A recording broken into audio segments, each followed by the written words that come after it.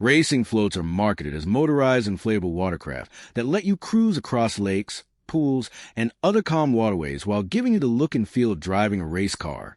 The promotional videos make them seem fast and exciting, but the real question is, should you buy before watching this? Now, to be fair, motorized inflatables are a legitimate product category and can provide a fun recreational experience on calm water. What it does well, fun and unique design. The race car styling makes them stand out from traditional inflatable floats. Portable and lightweight. Because they're inflatable, they're much easier to transport and store than boats or personal watercraft. Where the hype falls apart, they're not built for speed. Despite the racing appearance, these floats are much slower than jet skis or motorboats. Battery life is limited.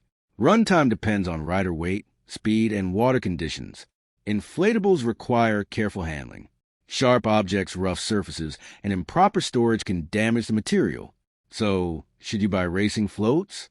Short answer, yes, if you're looking for a fun novelty watercraft. If you want a relaxing ride on calm water with a unique design, they may be worth considering. But if you're expecting high-speed thrills, you'll probably be disappointed. Thanks for watching. Don't forget to like and subscribe for more videos.